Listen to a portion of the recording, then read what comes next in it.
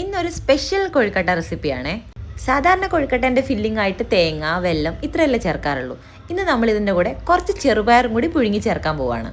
എൻ്റെ ഫേവറേറ്റ് പലഹാരമാണ് സുഖിയൻ. അതിൻ്റെ ഉള്ളിലെ ഫില്ലിംഗ് ഇല്ലേ, ഏകദേശം അതുപോലൊക്കെയാണ് ഞാൻ ഉദ്ദേശിക്കുന്നത്.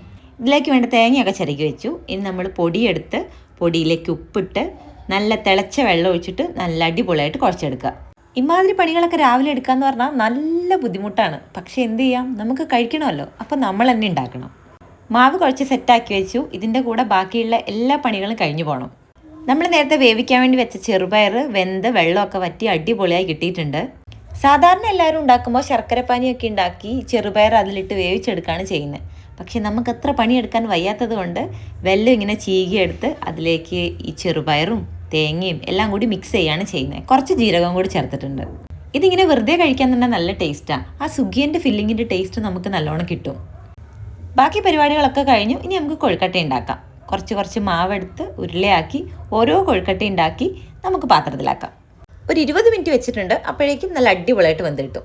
ആകെ മൊത്തം നമ്മൾ 8 കൊഴുക്കട്ടയാണ് ഉണ്ടാക്കിയത്. ഇത് എനിക്കും തക്കുടൂനും വേണ്ടി മാത്രമാണ്. ഇവിടെ ഒരു വെയിറ്റ് ലോസിൻ്റെ ആളുണ്ട്. ഈ വക സാധനങ്ങളൊന്നും തൊടാറേ ഇല്ല ഇപ്പം. അതുകൊണ്ട് എനിക്ക് തക്കുടൂനും കുറച്ച് നാളായിട്ട് കുശാലാണ്. അപ്പോൾ നമ്മളിത് കഴിക്കട്ടെ. എല്ലാവരും ട്രൈ ചെയ്ത് നോക്കുക, എന്നിട്ട് കമൻസ് അറിയിക്കുക. വീഡിയോ ഇഷ്ടമായ ചാനൽ ഒന്ന് സബ്സ്ക്രൈബ് ചെയ്ത് സപ്പോർട്ട് ചെയ്യാൻ മറക്കല്ലേ കേട്ടോ. അപ്പോൾ ബൈ, നമുക്ക് അടുത്ത വീഡിയോയിൽ കാണാം.